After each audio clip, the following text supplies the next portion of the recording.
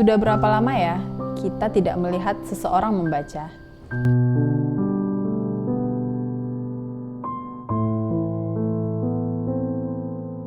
Dahulu, di sudut jalan itu, ada seorang bapak tua yang selalu duduk sambil membuka lembaran koran.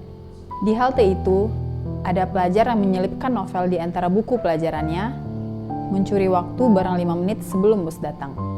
Sekarang, halte itu masih ada, bangkunya masih ada, namun orang-orangnya menunduk.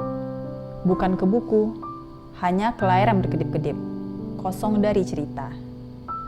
Mari kita renungkan sejenak apa yang sebenarnya telah kita tinggalkan. Mari kita bandingkan dua masa.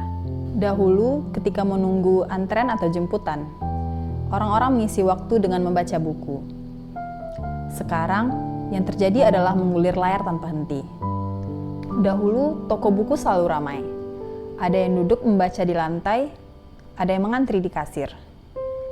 Kini satu demi satu tutup, digantikan oleh kedai kopi atau aksesori ponsel. Dahulu perpustakaan kota dipenuhi pengunjung. Sekarang yang tersisa hanyalah mereka yang datang hanya untuk mengisi daya ponsel.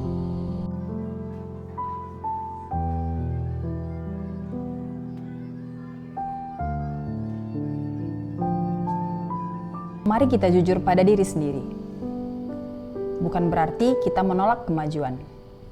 Namun, ada sesuatu yang perlahan hilang tanpa pernah benar-benar kita sadari. Mari kita mengingat kembali. Dahulu, ketika membaca sebuah buku, waktu terasa berhenti.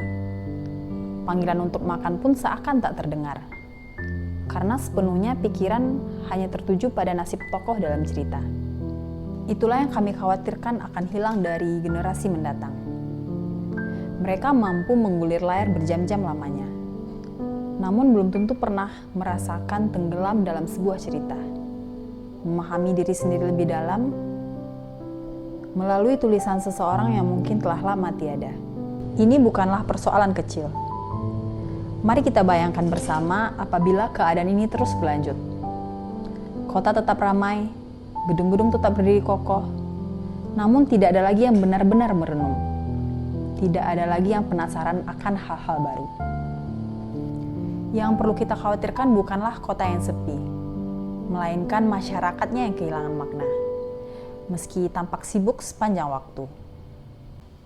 Karena sebuah kota tidak akan kehilangan jiwa dalam semalam. Ia hilang pelan-pelan dari satu orang yang berhenti membaca, lalu satu orang lagi, hingga suatu hari nanti tidak ada satupun yang akan ditanyakan. Jadi, sudah berapa lama kita tidak melihat seseorang membaca? Namun, di balik riuhnya kota yang masih terus berlari, tempat ini masih berdiri. Sebuah ruang, tempat waktu berjalan sedikit lebih lambat, atau mungkin berhenti sama sekali. Di rak-rak tinggi ini, jutaan pikiran menunggu untuk disapa kembali.